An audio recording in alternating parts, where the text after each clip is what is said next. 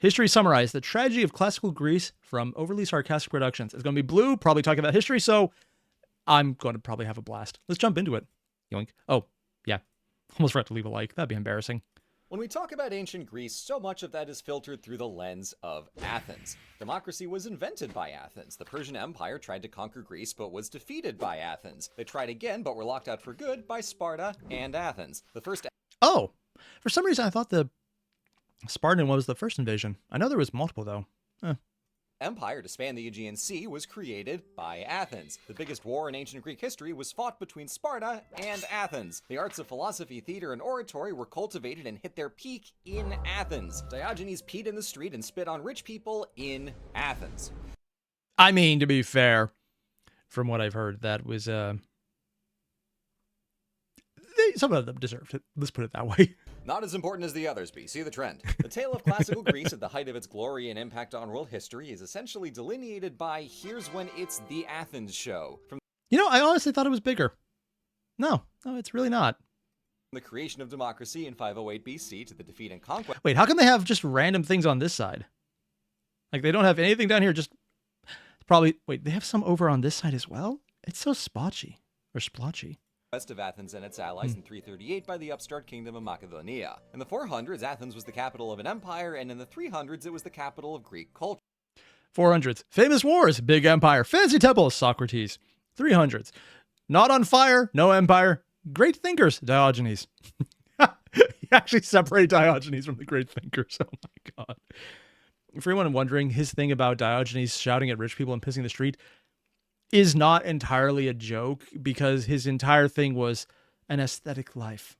I'm being very, very wrong about that, but it sounds fancier that way. The reaction is, being homeless would be too rich for this guy. It wasn't that he couldn't, it's that he actively tried to impoverish himself. If he had a house by living in a crate, he would get mad at having to need a crate. He actively is like, I want for nothing. I can get what I need by going outside. I will take what I need. I will do what I need. And fuck all y'all. The rest of it, all that fancy shit, all that civilization shit, fuck it. I am heavily paraphrasing. And in general, his philosophies were more along the lines of how they were taken later as cut out what you don't need, get rid of material possessions. It's very much Marie Kondo on steroids, but that's probably an old reference at this point. If you don't get it, I'm actually okay with that. In general, though, good things from his way of talking about it. His exact way of expressing it, though, was essentially homeless chic, taken to the extreme, beyond being homeless. Yeah, if you have enough money to afford clothing, you have enough money to not be homeless. And you should fix that by getting rid of the money. That's actually how he would look at things. And if that sounds a little fucked up, yeah, he was... let's call it interesting. He was an interesting guy. Oh, and Syrian. Vita Carnis is an analog horror about species of flesh monsters invading human life and becoming just another species of animal. Honestly, that just sounds like cats. Throwing it out there. It's true. Might check it out later, though. Sure, Athens has more than earned its time in the spotlight of history. But right now, I want to look everywhere else. Frankly, anywhere else. So, to understand classical Greece as more than the 170-year-long Athenian power hour, only 170. Zoom out and see the shape of the whole Greek world, let's do some... Again, just to point out how crazy this is, he's saying the Athenian Empire, 170 years. They're still around. They're part of Greece, of course, and it's not the Athenian Empire anymore, it's just a part of it. But Athens still exists. It's one of those crazy things when you realize, hey, this city, it's still there. People speak more or less the exact same language. It might have been changing empires, but it's kind of still there. It's still a thing. It's just crazy when you think about that. There's not many places where you can say that. It's more like, look at this ruin, as opposed to look at Athens, like, look at this ruin that people still live in. Yeah, it's a little bit more disappointing when you put it that way. Some history. Now, while Athens is off gallivanting into empire and infamy in the 400s BC, what are we looking at instead? Fantastic question. I'm so glad I wrote it that way. Allow me to reframe the story of the classical period. We typically think of it as the century and a half when Greece gets bigger, grander, the height of excellence, but we can also trace this period as the failure of the polis system. Since the 700s, the essential unit of Greek civilization was the city-state, the polis, that self-sufficient combination of an urban core and its surrounding farmland. Essentially, this is when a mayor was king, and it was city-states, which oddly enough is how most fantasy novels still base their fantasy kingdoms around. It's not, this is the king of these cities in this country. It's, this is the town they live in. And here's the king of this town. Yeah, just kind of funny that it has that parallel. 3 centuries, precious few governments in Greece were bigger than a city, and they didn't need to be. But when Persia came around, the world got real big, real fast. Oh, so it was actually the Persian invasion. The Persian Empire conquered the cities of the Ionian coast, and there was precisely nothing any of them could do about it. They bristled under Persian authority and made themselves tricky to govern, even launching an open revolt in the 490s, but neither they nor their allies across the Aegean had the means. We sent one army, but it got whacked at the Battle of Ephesus. But you guys can take it from here, right? Yeah. Also, Syrian. Let's see. Tudor mentioned Blue is really good at talking about history. Just don't have him talk about any other topic for his own sanity. Which is why I want to look at some of the things he does in, well, with Red, because I'm sure it'll be absolutely insane and I want to see it.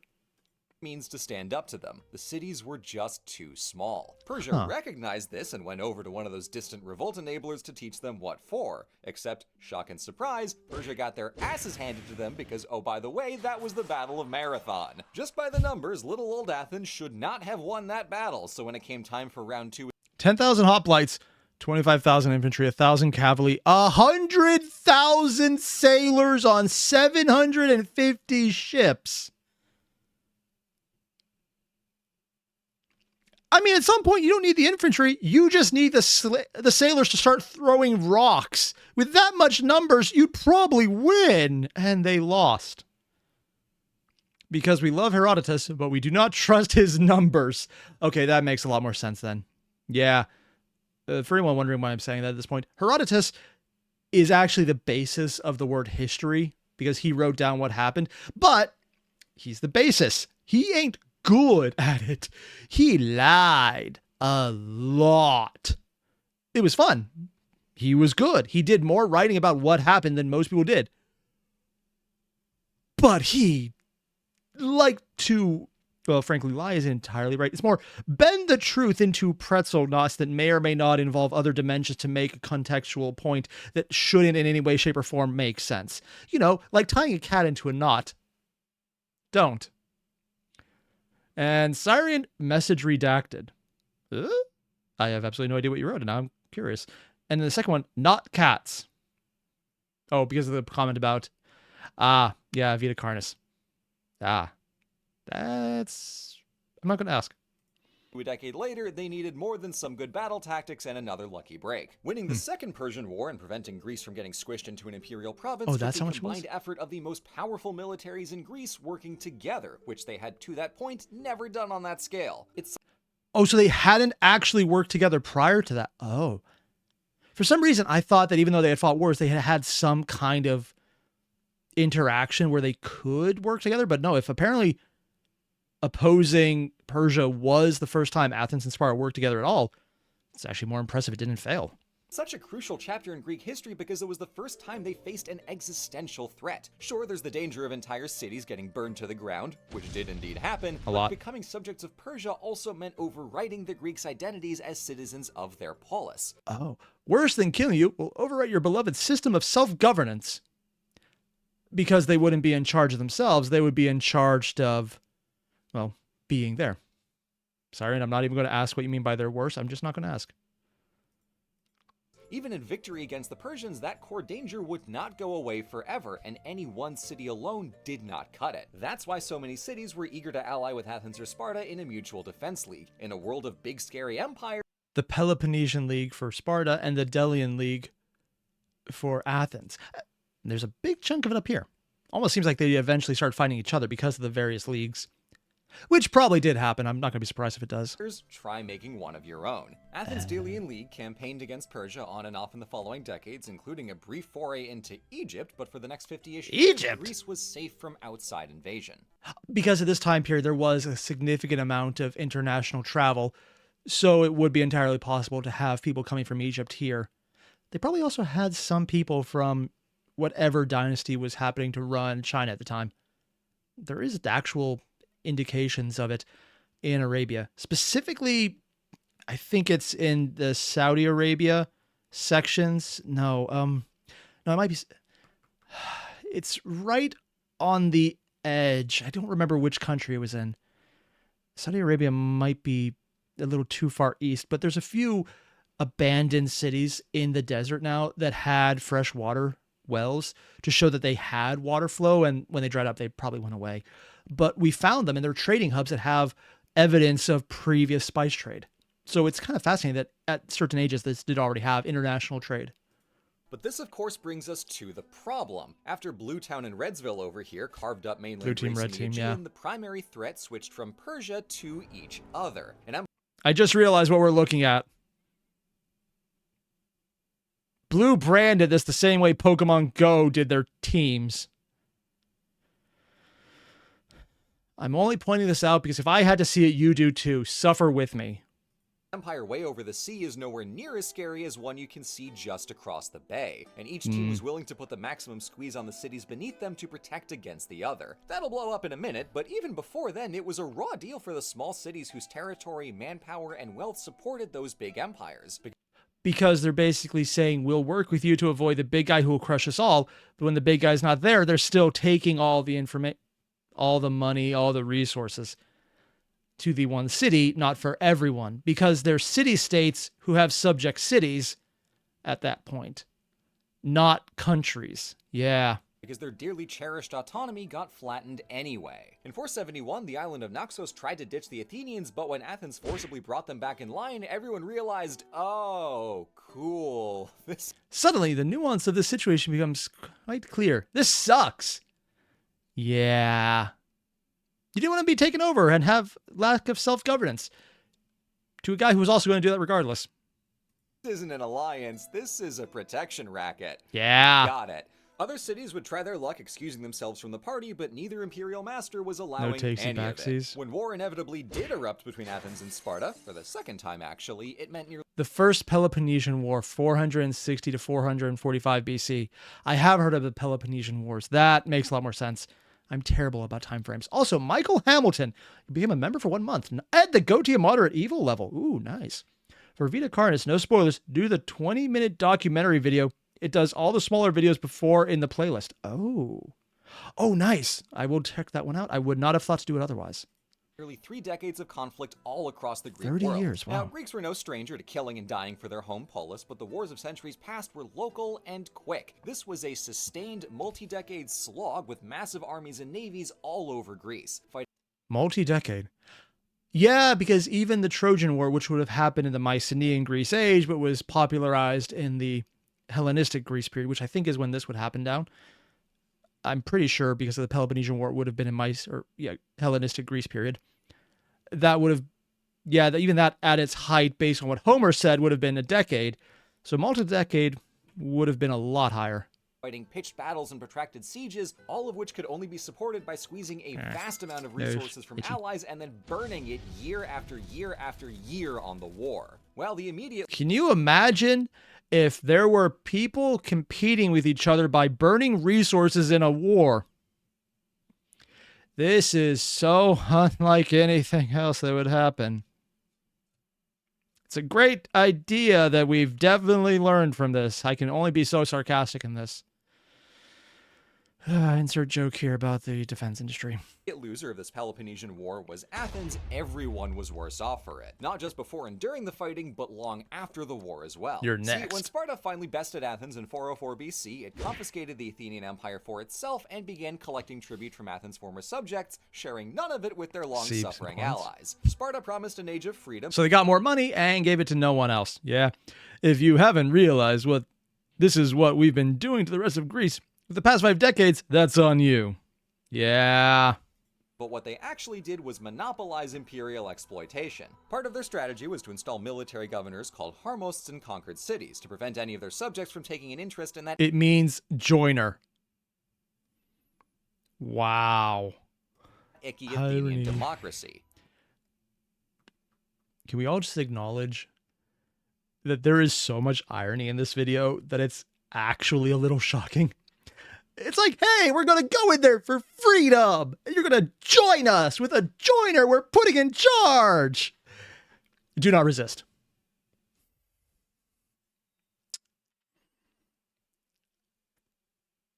I'm not even going to make a joke about this. It's just too on the nose at this point. Yuck. Assuring their dominance by casually destroying the political fabric of Greece. The polis was no longer the essential unit of society or the vessel through which citizens expressed their identity, but an instrument of control for exploitative overlords. Far from returning to a comfy polis age Which is how it functioned in Rome when they did it, but on a larger scale. equilibrium, the new normal after the Peloponnesian War was a game of hegemony. As we enter the 300s BC, one state alone Essentially was an the emperor. biggest power in Or Greece. empire. Notably, the exact outcome Greeks feared from Persia a century earlier and went to extreme lengths to avoid. We're not so different, you and I. Yeah, essentially, except they were very upfront about it. But this new world order was not as rigidly monopolar as it appeared because Sparta's dominance would prove extremely fragile. Unfortunately, No, Sparta is much worse at this. So they still prefer Sparta because they can beat Sparta eventually. for the boys in red, Greece was about to play a rousing game of Deck the Leader, where old rivals put aside their differences to absolutely Forget theater, that was cathartic. Because catharsis was something created in Athens theater to phrase the release of tension in a play, and that's why they're making the joke. It makes even more sense when you realize catharsis is something they specifically invented the term for. clobber whomever was currently on top. Round 1 began with Sparta's allies Thebes and Corinth furious to be cut out of the victory spoils and willing to ally with anyone to get revenge. Not just their old adversary Athens, but existential enemy number 1, Seriously? Persia. See, the Persians were thrilled to finance Greece's interstate slap fights and keep the heat off themselves. Yeah, this is just a three-way, and it's a messy, giant pile of what the fuck is going on, and no one can tell, and everyone's getting in something.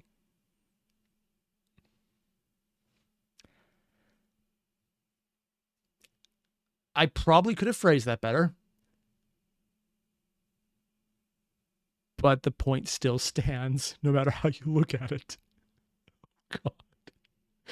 Oh, I hope that doesn't get clipped. No need to conquer the Greeks so long as they were constantly squabbling. So when Athens started doing a little too well in the war, no trouble at all. Persia just switched allegiances, backed Sparta, and forced peace negotiations with everyone ending weaker than they started. And if you're actually selling stuff, you literally get the America option. Hi, people fighting wars. Do you want funds? How about a source of what to use those funds on? It just cost a little more than we gave you. Persia's book, that's an absolute win, and that simple yet Don't so get effective comfortable. playbook would continue working across Yes, the boss? next 3 Are we the decades. baddies? Round 2 kicked off in 378 with 2 separate flashpoints. First was Athens recreating the Delian League by inviting its current and former allies back into the team, and second was Thebes successfully ousting the Spartan Harmost and his garrison from their city. Later that decade in 371, Thebes accomplished the unthinkable by beating Sparta in a hoplite battle and then muscling into Sparta's own turret to put them in baby jail. Thebes liberated Sparta's enslaved population of Helots and gave them a city in their home region of Messenia, cleanly depriving the Spartans of their main source of agriculture and Oh, yeah, taking out the agriculture would do it. Not so easy hitting the gym all day when you have to do actual chores, is it? Also, your enslaved servant class has now been weaponized against you, and your perpetual fear of Helot uprising is now your living nightmare. Thanks, bye. Yeah, funny how that works out. and saddling them with a fiercely hostile city right next door. Yep. Several actually, as Thebes also organized an Arcadian League in the central Peloponnese to keep Sparta thoroughly boxed in from the north as well. Sandals on the other foot now. I can't even read that because it's Greek. That's an impressive Probably an turnaround, insult. but Thebes is, looking pretty powerful right about now. Yep. Pretty threatening, I might say, if I were in I wonder what would happen. I distrust and dislike you. Or it is. And I wonder who would fund it. Athenian. So, of course, round 3. Athens and Sparta versus Thebes, meeting at the Battle of Mantinea, which was the largest hoplite fight in Greek history and a rare double knockout, with Thebes losing its star general Epaminondas and Sparta losing most of its army. So here in 362, all sides were utterly exhausted. No new hegemon could take the Thebans' place, and by the time there was one, this cycle would just repeat all over again, to the supreme delight of the Persians. From that Yeah. I want to make a joke about how this basically is what happens in Battletech. If anyone knows the lore of that entire franchise, it's one power gets too high, they get beaten down. Sometimes it's because there's a mysterious cult working in the background to make sure it happens. Other times it's because someone got too powerful and everyone else wants to beat them down without the cult's interference. It goes both ways. So basically, Greek history is still accurate in fiction and real life. Lovely. That perspective, this cycle seems endless, and the classical era overall looks to be a pretty dire stretch for those poor self-sabotaging Greeks. Yep. Don't worry, it was, but it's more than just a bad time. This era sees the step-by-step agonizing obsolescence of the city-state. The polis was still ubiquitous, the essential unit of society, but it's no longer fit for the purpose. Because their world had grown to involve other cities, they needed to think about them and the problem that they kept running into, and the reason everything was so fucked up and always going back and forth is because they kept self-sabotaging by only thinking about the city and everyone else as a source of resources. So when they made allies, they were allies of convenience that you would then rob later. There was no unity. That would be why it was not actually working. It was great when their world was smaller, but when they actually had to deal with other people, it didn't work. Force that organized and defined ancient Greek civilization up to this point. That's the tragedy hidden just beneath the Athenian golden age of the 400s, and that offers some key context for what comes next. 3 years after Mantinea, Philip II becomes king of Macedon and enjoys the luxury of conquering Greece at its absolute weakest. Oh, Macedon. Alexander the Great comes after him, right? Is he the third? Is he the third that comes after him? I can't remember if Alexander comes after Philip or Philip III. I do not remember. Still impressive, certainly, but far less of a surprise. That's one read on the situation, but there is another. This whole process started when the world around Greece got bigger. Persia was a big threat, so the Greeks created something bigger than the polis to meet it. Times ensued, but by the death of Philip in 336, Greece for the first time found itself in the shape of an empire, a shape it would retain for 1,500 years. 1,500? Holy shit. Yeah, because they expanded further north. That's probably why. Tragedy of the classical period is Greeks trying to preserve their civic way of life. We destroyed the polis by saving the polis. That was obviously not the plan, clearly.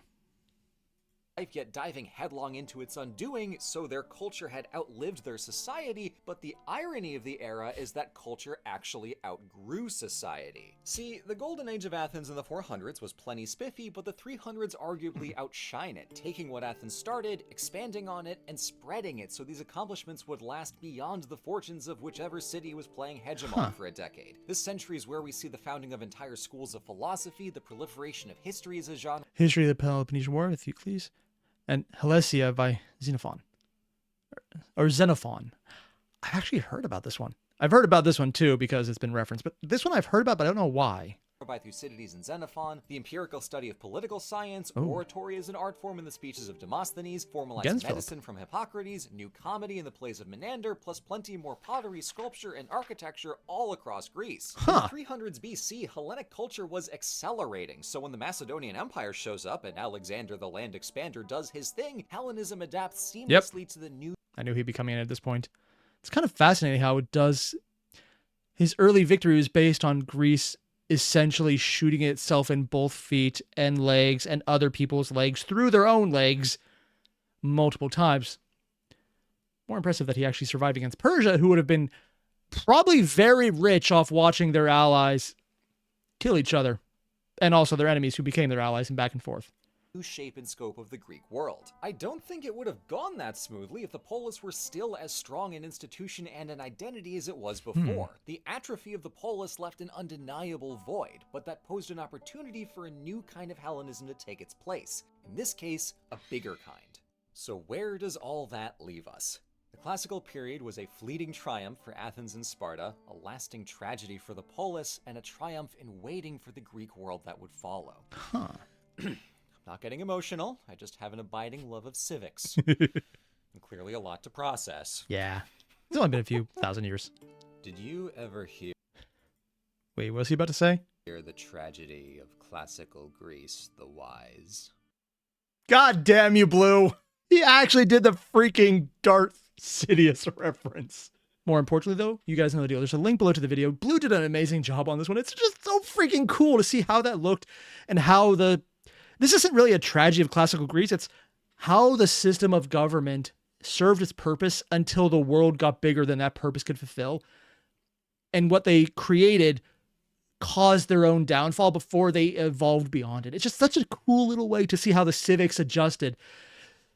And maybe see a bunch of comparisons that are rather definitely not in any way, shape, or form freaky to see how close they are. Yeah, that wasn't an uncomfortable realization at all. Yeah. Either way, you guys know the deal. Link, hit it up. I'll see you in the next one.